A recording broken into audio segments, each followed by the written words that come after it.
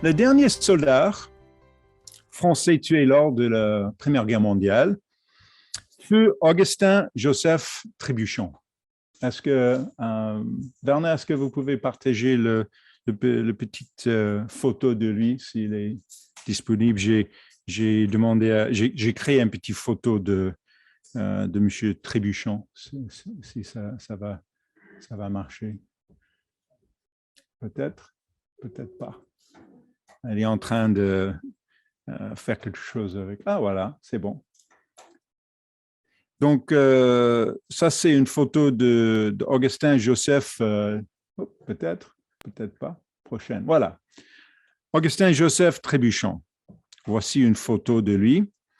Et aussi, dans la prochaine diapositive, vous pouvez voir une photo de sa tombe qui montre qu'il a été tué le 10 novembre 1918. Vous pouvez lire ça. Il dit 10 novembre 1918. Bien sûr, la fin de la guerre, c'est le 11e heure, 11e mois, pardon, 11e heure de 11e jour de 11e mois. Mais il n'était pas tué le 10 novembre, comme il est montré ici. En fait, il est mort le 11 novembre. Et le gouvernement français a choisi de changer la date de sa mort au 10 novembre, afin d'éviter l'embarras d'afficher sa mort le dernier jour de la guerre. En fait, il est généralement admis que le gouvernement français a fait la même chose pour chaque soldat qui mourut le 11 novembre. La Grande Guerre s'est terminée, bien sûr, le 11e heure, le 11e jour, le 11e mois. Merci. Oui, ça c'est tous les diapositives pour le sermon. De l'année 1918. Mais la guerre ne s'est pas terminée par une capitulation. Ça, c'est très connu. Elle s'est terminée par un armistice qui était signé exactement à 5h10 du matin. 5h10 du matin. Et qui devrait entrer en vigueur à 11h. La nouvelle de la cessation de hostilité prévue à 11h a été immédiatement communiquée à toutes les forces du front occidental dans une heure qui a suivi. Cependant, rien dans la convention de l'armistice n'indiquait comment les généraux devaient mener la guerre pendant les 5 heures qui restent. Et donc, pendant les 5 heures suivantes, de nombreux généraux ont choisi de continuer à se battre comme il n'y avait pas un armistice. Dans le cas du soldat Trébuchon, il était abattu à 10h45, juste 15 minutes avant la fin de la guerre. Et il était en train de porter un message pour son unité de rassembler à 11h30 pour la soupe. C'est ça. Il était tué par un soldat de l'autre côté qui a tué. Le soldat Henri Ganter, un Américain, a été abattu à 10h59. 10h59, 1 minute avant la fin de la guerre. Et il était en train de lancer il était en train d'attaquer une tranchée allemande. Il était reporté que les soldats même allemands disent non, ne fais pas ça, parce que c'est juste 1 minute qui reste. Mais ce monsieur continue et il était tué à 10h59.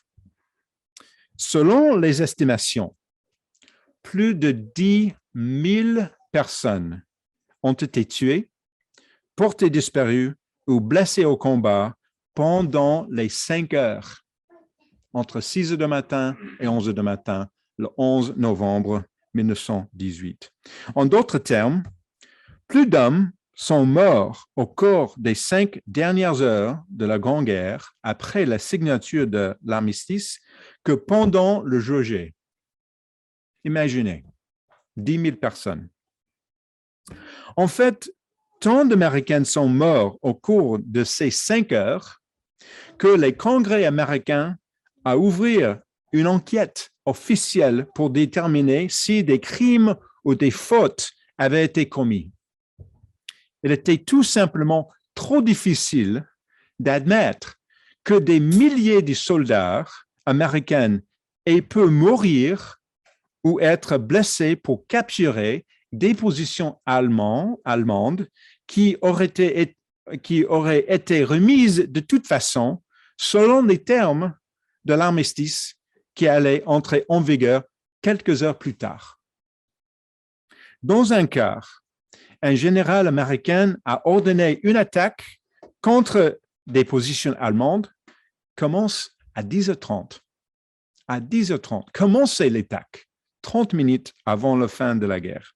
Bien que certains Allemands aient également attaqué les forces alliées ce jour-là, le 11 novembre, plus de 4000 Allemands ont perdu la vie en défendant leur position pendant ces 5 heures.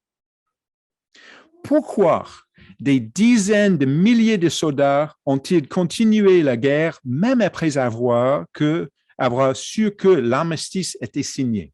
Ça, c'est les questions devant le Congrès américain et aussi pour le gouvernement français. Les raisons invoquées sont nombreuses. Dans les deux camps, on craignait que l'armistice ne soit pas respecté. Donc, ça, c'est premièrement, il y a beaucoup de méfiance de chaque côté. Mais la plupart des historiens s'accordent à dire que les combats se sont poursuivis parce que de nombreux généraux voulaient profiter des derniers jours de la guerre pour se faire honneur, ou par fierté de capturer une ville perdue lors d'une bataille précédente, ou simplement par amertume et colère envers l'ennemi. En résumé, c'était l'orgueil, de l'amertume et de la colère à la base. 10 000 personnes ont été tuées, blessées ou disparues à cause de ça. L'orgueil, l'amertume et la colère. Ces mots devraient nous sembler familiers car chacun de nous peut tomber dans ces pièges aussi. Même s'il nous est facile de voir la stupidité est simple, pure et simple des 5 dernières heures de la Première Guerre mondiale, nous pourrions toutefois, nous aussi, lutter contre l'orgueil, l'amertume et la colère envers un ennemi réel ou perçu comme tel. Aujourd'hui, je voudrais aborder le sujet de savoir discerner en nous l'amertume et la colère que nous pourrions avoir aussi. Personne ne pense être une personne coléreuse ou amère. Ça, c'est rare. Nous pensons en général que c'est le problème de quelqu'un d'autre. Souvent, c'est notre orgueil qui nous empêche de voir ces caractéristiques en nous-mêmes. L'orgueil, l'amertume et la colère ont permis à la Première Guerre mondiale de se poursuivre même après sa fin. Elles peuvent aussi prolonger une guerre de notre vie longtemps après que cette guerre aurait dû se terminer. Aujourd'hui, nous allons parler de l'histoire d'une femme nommée Anne, la mère de Samuel, et de sa lutte contre l'amertume. À partir de cet exemple, nous allons examiner d'autres versets bibliques clés qui traitent de l'amertume. Lorsque nous aurons terminé, nous devrions comprendre ce qui est l'amertume et comment se libérer de son emprise. Donc, le titre de ce sermon, faire face à l'amertume. Donc, commençons, s'il vous plaît, reportez, s'il vous plaît, à 1 Samuel 1, le premier livre de Samuel, chapitre 1, verset 1. Et nous allons lire l'histoire de Anne. 1 Samuel 1, verset 1. Il y avait un homme, et c'est difficile de prononcer le lieu, hein? Ramatam, c'est difficile. J'ai essayé, j'ai pratiqué. Voilà, un homme de cette région. Et continuez et dit Elkana, fils de Jéroboam. Et au verset 2, il dit ce monsieur avait deux femmes, dont l'une s'appelait Anne et l'autre Pénina. Pénina avait des enfants, mais Anne n'en avait point. Chaque année, cet homme montait de sa ville à Silo pour adorer l'Éternel des armées et pour lui offrir des sacrifices. Là se trouvaient les deux fils d'Élie, Hopni et Phinis, sacrificateurs de l'Éternel. Le jour où Elkana offrait son sacrifice, il donnait des portions à Pénina, sa femme, et à tous les fils et toutes les filles qu'il avait d'elle. Mais il donnait à Anne une portion double, car il aimait Anne, que l'Éternel avait rendue stérile. Sa rivale lui prodigeait des mortifications pour la portée et sa sérité de ce que l'Éternel l'avait rendu stérile. Et finalement, verset 7, et toutes les années, il en était ainsi. Chaque fois que Anne montait à la maison de l'Éternel, Pénina la mortifiait de la même manière. Alors elle pleurait et il ne mangeait point.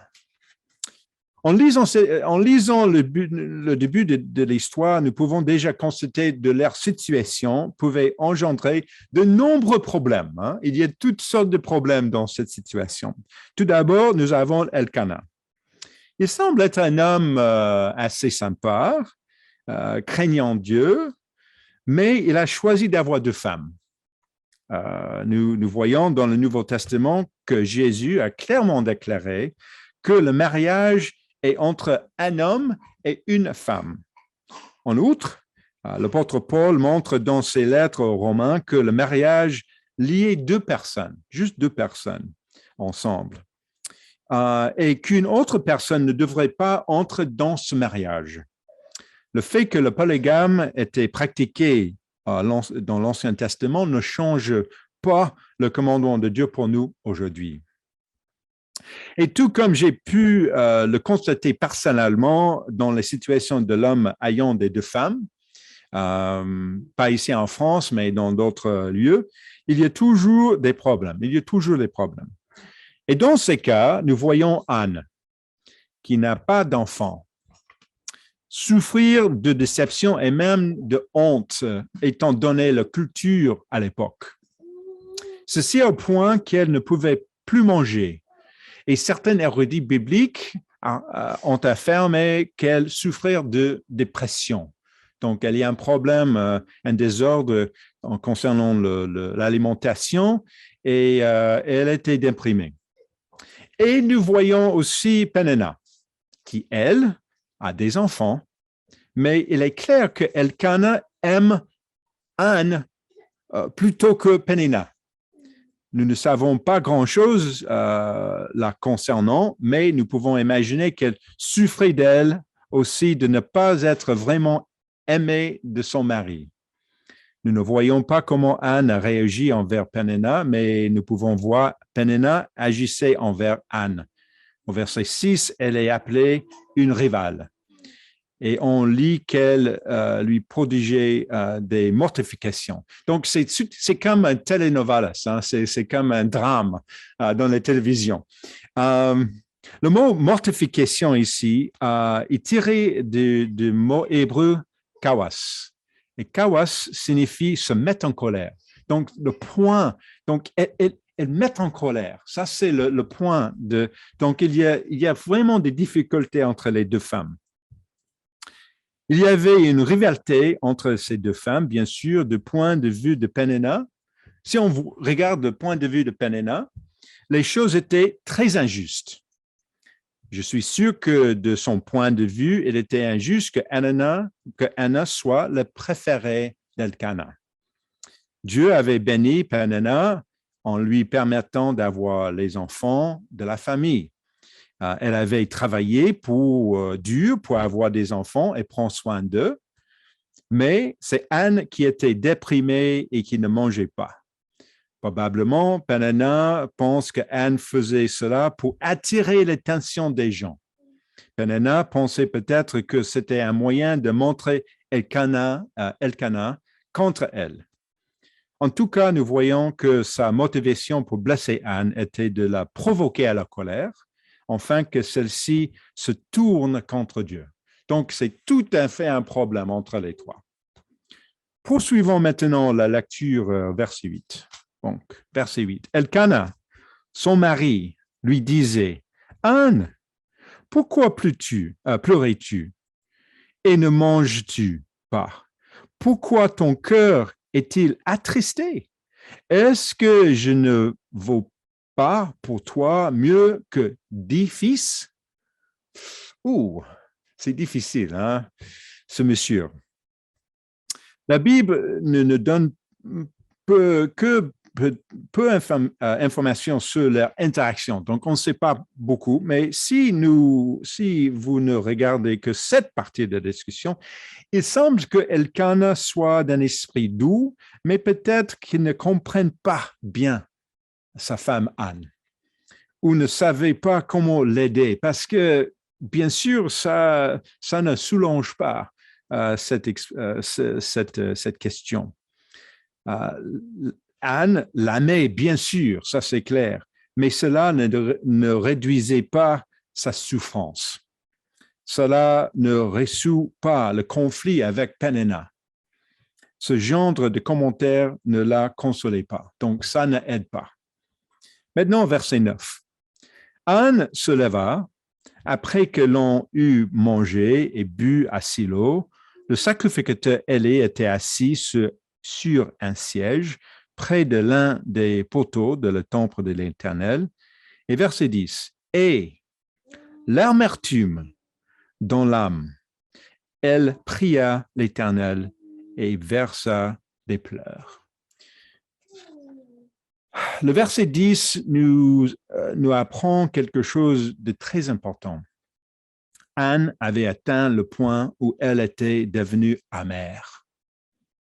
Maintenant, elle est amère à cause de cette situation. De moins, elle avait de l'amertume dans l'âme. Nous pouvons imaginer que cette situation durait probablement 10 ans, 15 ans, peut-être plus. Et après un bout de temps, elle ne peut pas supporter. Elle ne peut pas supporter. Les années avaient pesé sur elle et elle n'en pouvait plus. Dans sa détresse, elle a crié à Dieu. Verset 11. Elle fit un vœu en disant, Éternel des armées, si tu daignes regarder l'affliction de ta servante, et si tu souviens de moi, et n'oubliez point ta servante, et si tu donnes à ta servante un fils, je le consacrerai à l'Éternel pour tous les jours de sa vie, et le rasoir ne passa point sur sa tête. Étant donné que la famille se rendait à Silo chaque année, nul doute qu'elle avait prié de nombreuses fois avant à Dieu concernant cette situation. Elle avait sans doute cherché à ce que Dieu intervienne, mais Dieu ne faisait pas. Je dis cela car ce n'est pas unique dans des rares cas, même que Dieu écoute nos prières. Donc, Dieu est toujours là, mais Dieu a décidé de ne pas répondre avant ça. Mais la prière maintenant de Anne était différente cette fois-ci. C'est différent cette fois-ci. Anne allait demander un fils comme d'habitude, mais cette fois-ci, elle allait remettre ce fils à Dieu. Le fils qu'elle voulait tant, ce fils, le fils pour lequel elle avait prié probablement tous les jours, année après année après année. Elle allait donner ce fils à Dieu. Ce faisant, elle nous a montré l'un des moyens le plus puissants de surmonter l'amertume et la colère, à savoir de renoncer complètement à ce que l'on veut et s'en remettre totalement à Dieu. Ce que j'ai vu dans la vie, c'est que l'amertume naît lorsque nous nous sentons privés de quelque chose. Peut-être nous avons été privés de l'amour de notre père ou de notre mère. Peut-être quelqu'un nous a volé quelque chose de précieux. Pour le dire simplement, j'ai vu dans la vie que l'amertume provient souvent de l'injustice. Il vient de l'injustice. Et le remède pour faire face à l'injustice est de remettre cette injustice à Dieu. Nous remettons cela à Dieu qui est le juge parfait. Dans ma vie, j'ai personnellement ressenti des blessures profondes et il est si difficile de s'en débarrasser, je peux dire franchement. Le seul moyen que j'ai trouvé pour le faire est la façon dont Anne l'a fait ici. Quel que soit ce que nous désirons, il faut être prête à le perdre et à remettre notre désir à Dieu, afin qu'il puisse le remplacer par quelque chose de son choix. Reportez-vous, s'il vous plaît, à 1 Pierre. Vous pouvez garder votre place à 1 Samuel 1, parce qu'on va lire d'autres passages, mais 1 Pierre 2. 1 Pierre 2, verset 21. Dans 1 Pierre, chapitre 2, verset 21, on voit l'exemple de Jésus-Christ, un exemple pour nous. Il dit, et c'est à cela que vous avez été appelés. Parce que Christ aussi a souffert pour vous, vous laissant un exemple afin que vous suivez ses traces. Verset 22. Lui qui n'a point commis de péché, et dans la bouche duquel il ne s'est point trouvé de fraude. Lui qui injurait ne rendait point d'injure, maltraitait ne faisait point de menaces, mais s'en remettait à celui qui juge justement. Donc, il a eu le choix. Il peut décider, il a décidé quand même de remettre à Dieu. Quand il a perdu quelque chose ou quand quelqu'un se menace. Lorsque Jésus a subi une injustice, il remettait la situation à Dieu. Lorsque nous subissons une injustice, nous devons faire le même. Jésus-Christ est notre souverain sacrificateur qui peut s'identifier à notre souffrance. Aucun d'entre nous n'a souffert comme des soldats de Première Guerre mondiale, ça c'est clair. Mais parfois, nous pouvons en avoir l'impression mentalement. Nous pouvons réagir en voulant continuer à obtenir ce que l'on veut et nous battre pour quelque chose alors que nous devrions capituler et nous tourner vers Dieu pour guérir notre cœur de notre souffrance. Revenons à 1 Samuel 1, verset 19. 1 Samuel 1, maintenant verset 19, pour continuer l'histoire. Vous pouvez lire tous les premiers 2 chapitres de 1 Samuel ce soir, mais on va juste concentrer sur certains points. Verset 19 maintenant. Ils se levèrent de bon matin, et après avoir adoré l'Éternel, ils s'en revinrent dans leur maison à Rama. Elkana connut Anne, sa femme, et l'Éternel se souvint d'elle. Maintenant, verset 20. Dans le cours de l'année, Anne devint enceinte, et elle enfanta un fils qu'elle nommait Samuel, car, dit-elle, je l'ai demandé à l'Éternel. Donc, Dieu a entendu la prière d'Anne, qui est tombée enceinte et a eu un fils qu'elle appelait Samuel. Et si nous lisons le reste de l'histoire, nous voyons qu'elle amène Samuel à Élie et le confie au sacrificateur probablement vers l'âge de 3 ans. Nous connaissons le reste de l'histoire, mais à ce stade, Anne ne connaît pas le reste de l'histoire. Tout ce qu'elle sait à ce point-là, c'est un miracle s'est produit et qu'elle devait honorer son engagement de donner son précieux petit garçon au service de Dieu. Ça, c'est peut-être pour elle, c'est la fin de l'histoire. Nous parlons aujourd'hui de l'amertume. Bien sûr, je pourrais parler de sa définition et nous pourrions avoir une discussion académique à ce sujet. Mais ce qui importe vraiment, c'est comment on l'a surmonté. Et ça, c'est l'exemple. Pour elle, peut-être c'est la fin. La prière a été exaucée, le petit garçon est là, et voilà, elle va continuer avec sa vie. Allons maintenant au chapitre 2. Chapitre 2 maintenant, et verset 1. Parce que le reste de l'histoire, on peut lire après. Mais ça, c'est la prière d'Anne.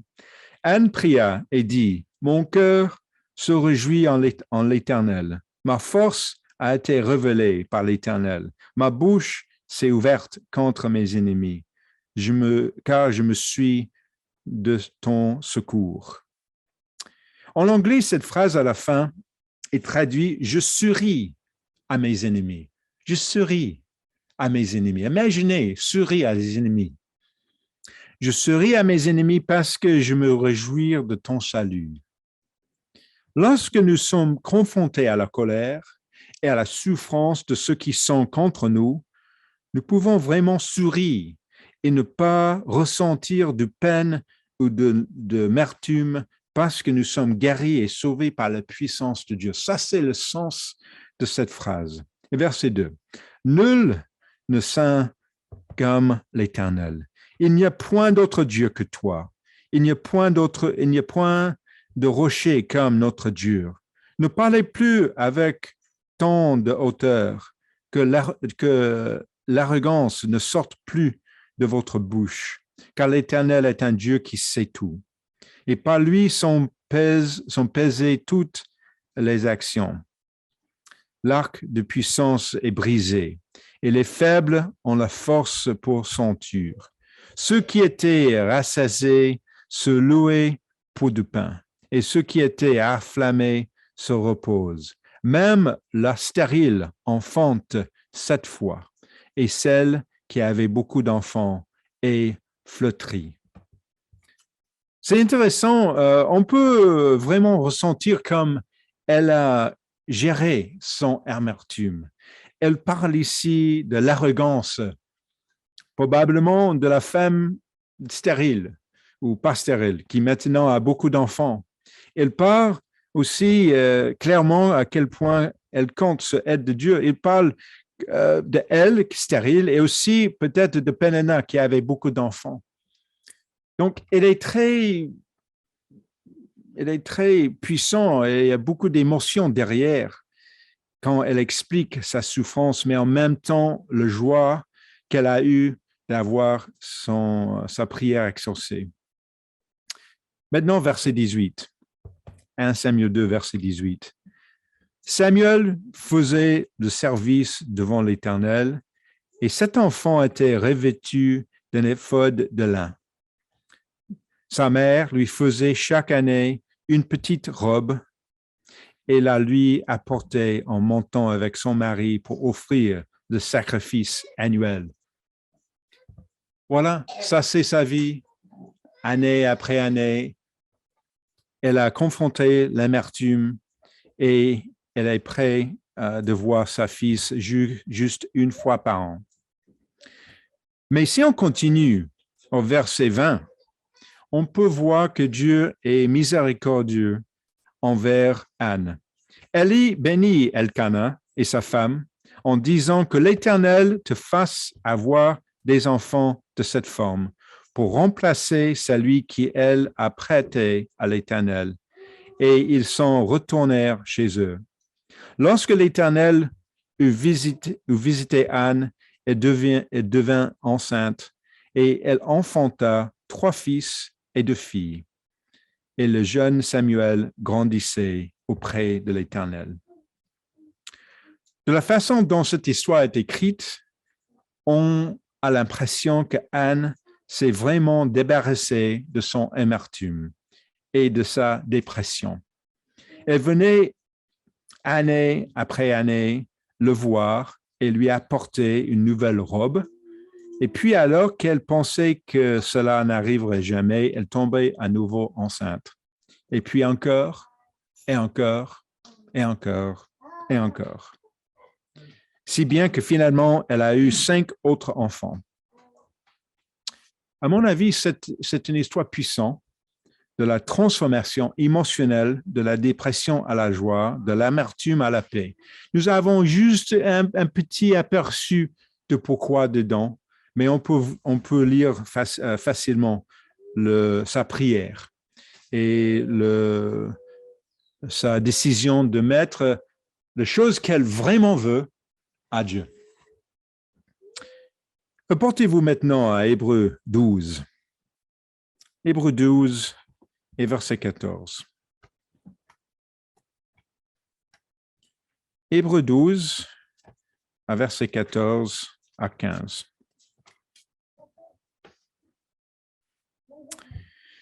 Hébreux 12, versets 14 et 15. Recherchez la paix avec tous et la sanctification sans laquelle personne ne verra le Seigneur.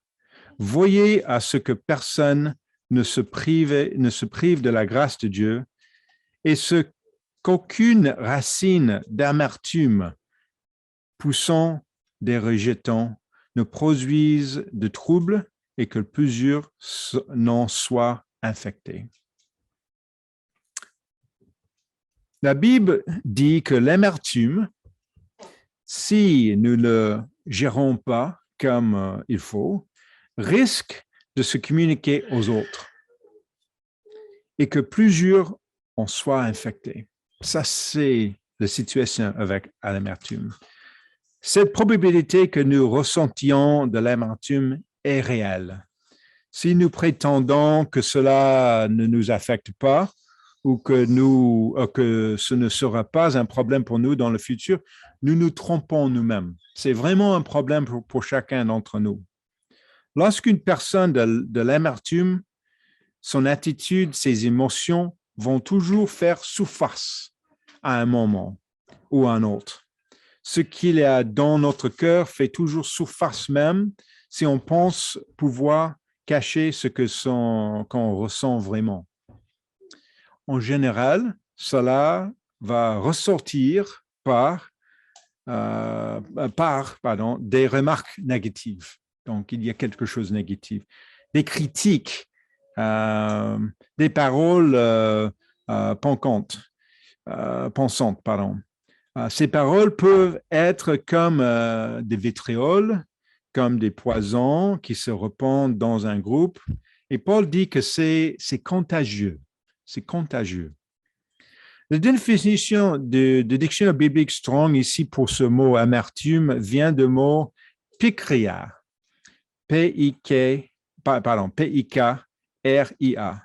P-I-K-R-I-A. Signifie quelque chose d'acre, de poison ou sens propre figuré. Donc, ça, c'est une sorte de poison figuré. Il est dit que d'approuver de ressentiment ou de l'amertume, c'est comme boire de poison. Peut-être vous avez déjà entendu cette phrase. Il est comme boire du poison en s'attendre que autre personne meure. C'est amer, oui, c'est amer. Ah, c'est pas beau, mais l'autre personne va souffrir à cause de ça. Non, c'est nous qui souffrons. C'est amer. Donc, Paul explique que si une personne permet à cette attitude amère de prendre racine dans notre cœur, cette attitude est contagieuse. Elle affecte la façon dont les autres personnes perçoivent la situation. Et les personnes en question, bien sûr, elles se répandent comme un poison, un virus qui risque d'infecter le groupe. L'avertissement de Paul ici que cela ne prouvait de la grâce de Dieu.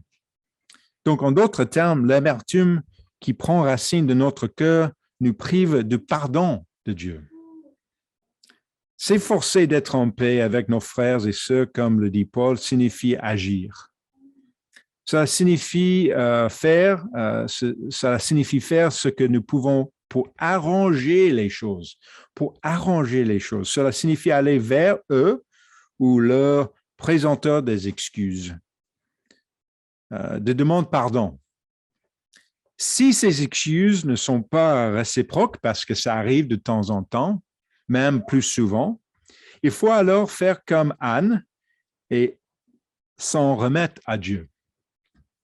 Entre en paix avec tous n'est pas quelque chose que nous faisons dans notre esprit. Ah oui, je suis en paix avec tout le monde. Non, c'est pas juste une intention. C'est une action physique, tangible. Mais avant que nous puissions prendre ces actions tangibles d'amour envers les autres, il est essentiel de se débarrasser de l'amertume qui se trouve dans notre cœur. Parce que si nous allons vers quelqu'un avec amertume dans notre cœur, c'est souvent ça va causer plus de difficultés. Après nous être tournés vers Dieu, en arrêtant d'insister à obtenir que les choses soient différentes qu'elles ne le sont, alors nous pourrions agir d'un cœur sincère et doux envers les autres, même envers ceux qui nous maltraitaient, parce que le fardeau de l'injustice, parce que l'injustice est un fardeau sur notre dos. Le fardeau de notre justice n'est plus là. Et de la colère a quitté notre cœur et se trouve maintenant entre les mains de Dieu. Et sommes-nous alors libres d'aller de l'avant avec l'amour, la joie et surtout la foi que Dieu est le Dieu juste. Remarquez, la Bible ne dit pas que Anne chercha à corriger Pénéna. Il n'y a rien que Anne a essayé de corriger Pénéna pour son comportement. Elle n'a pas insisté pour avoir sa vengeance sur la méchanceté de Pénéna. Pénéna n'est plus mentionné après verset 6. Le reste de l'histoire, c'est Anne et son esprit, son cœur. Elle se sentait mortifiée par elle, bien sûr. Toutefois, elle a appris avec le temps à confier tout cela à Dieu. Regardez le psaume 73. Le psaume 73, maintenant, verset 3. Parce que ça, c'est à peu près le même sentiment de David ici. Le psaume 73. Et ici, David confrontait aussi l'injustice qu'il a vue dans le monde. Commencez avec verset 2. Toutefois, mon pied allait fléchir, le psaume 73, verset 2. Mes pas étaient sur le point de glisser, car je portais envie aux insensés. Et en voyant le bonheur des méchants. Pourquoi il y a bonheur des méchants? Il y a un certain fardeau, une certaine amertume, une certaine colère contre ces personnes, ici au verset 3. Rien ne les tourmente jusqu'à leur mort, et leur cœur est chargé d'un bon point. Donc, il ne comprend pas pourquoi les méchants prospèrent. En pensant au succès des méchants qui lui avaient fait du tort, le roi David ici décrit cette progression émotionnelle commençant par l'envie, l'amertume, pour en venir à se confier entièrement à Dieu. Et on peut voir en verset 21, il part son émotion. Lorsque mon cœur s'agissait et que je me sentais percé dans les entrailles, j'étais stupide et sans intelligence. J'étais à ton égard comme les bêtes. Donc, pourquoi j'ai ce comportement quand je vois les injustices ici et demande? Je vous encourage à lire tout le psaume et vous verrez qu'à la fin, il comprit ce qui allait le sauver lorsqu'il dit au verset 28, « Pour moi, m'approcher de Dieu, c'est mon bien. Je place mon refuge dans le Seigneur l'Éternel afin de raconter toutes tes œuvres. » Donc, ça, c'est la fin de l'histoire pour David, c'est la fin de l'histoire pour Anne aussi. Il confiait tout à Dieu. Si souvent, lorsque quelqu'un nous blesse profondément ou bien commet une injustice envers nous, nous voulons que tout le monde sache à quel point l'autre a tort, à quel point l'autre personne a péché. Nous devrions le crier sur les toits, bien sûr. Ces émotions et ces désirs proviennent d'un cœur qui n'est pas encore abandonné son fardeau à Dieu, d'un cœur encore troublé par la colère. Et Dieu comprend que cela peut arriver dans la vie, mais il nous dit de nous en débarrasser, de ne pas rester comme cela. Reportez-vous, s'il vous plaît, à Éphésiens 4. Éphésiens 4 et verset 31. Éphésiens 4 et versets 31 et 32. Verset 31. Que toute amertume, toute animosité, toute colère, toute clameur, toute calomnie et toute espèce de méchanceté disparaissent du milieu de vous. Soyez bons les uns envers les autres, compatissants, vous pardonnez réciproquement comme Dieu vous a pardonné en Christ. Donc, lorsque nous nous repentons, Dieu nous pardonne. La question, c'est que nous sommes prêts à faire preuve de même pardon envers ceux qui nous ont fait du mal. Parce que ça, c'est la fin. Comme Dieu vous a pardonné, nous sommes tous les pécheurs. Le chemin pour éliminer l'amertume, la colère et l'animosité qui peut exister entre nous. Et ça, c'est le chemin ici. Et aussi, c'est intéressant parce que ce passage est écrit à l'église à Éphèse. L'église à Éphèse est mentionnée dans le livre d'Apocalypse comme une église qui avait l'amour pour Dieu. Donc, il est clair que même dans une église stable, nous pouvons voir des problèmes, des difficultés. Et aussi, le mot grec, ici, en verset 31, c'est le même mot, pikria, qui est aussi traduit par dureté, ou un esprit de ressentiment. Un esprit de ressentiment. Ce sont les caractéristiques de l'amertume. Nous devons dur dans nos rapports avec les autres quand nous avons de l'amertume.